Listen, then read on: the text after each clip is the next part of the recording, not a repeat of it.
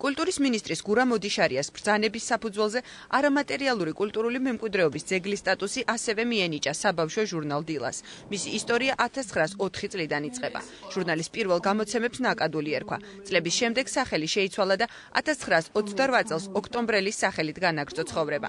გამოცემის რიგით მე-9 ნომერს სახელი კიდევ ერთხელ შეეცვალა და დილა დაერქვა. შემეცნებითი საგანმანათლებლო კომიქსებით სავსე საბავშვო ჟურნალი დილა ამიერიდან არამატერიალური კულტურული მემკვიდრეობის ძეგლის სტატუსს ატარებს.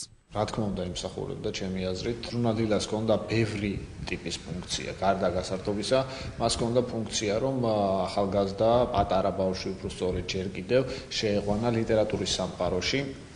ძალიან გემოვნებიან ლიტერატურის სამყაროში სხვათა შორის მოგეხსენებათ დილას რედაქტორები სხვადასხვა დროს ძალიან მნიშვნელოვანი პერსონები იყვნენ და ავტორებსაც არ უჩიოდა ნამდვილად.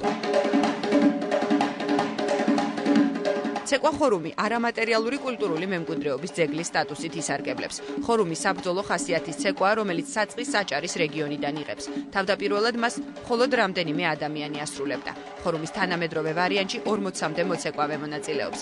თავად ცეკვა რამდენიმე მოცეკვავის სცენაზე გამოსვლით იწყება. ისინი მეომრებს განასახიერებენ, რომლებიც ბრძოლის წინ საომარ ტერიტორიას ათვალიერებენ. შემდეგ კი ლაშქრის დანარჩენ წევრებსაც უხმობენ. ხორუმი ესაა ქართველ მებრძოლთა ვაჟკაცობის და დიდების ცეკვაში ასახული სიმბოლო. ეს როგორც პრემია რომ მისცე, ისე არის, პასპორტი რომ მისცე, ისე არის და ჩვენ მერე ქართველებს უფრო მეტი გვეცოდინება ჩვენ საგანძურზე და ვიამაყებთ კიდეც და შეგვიძლიათ მერე ეკონომიკასაც დაეხმარება ეს ტურისტების დაინტერესდებიან. მესხური ყველისთვის ტენილი, საბავშვო ჟურნალისტვის დილა და ცეკვა ხორუმისთვის არამატერიალური კულტურული მემკვიდრეობის ძეგლის სტატუსის მინიჭების შესახებ ოფიციალური დოკუმენტი საკანონმდებლო მაცნეში დღეს გამოქვეყნდა.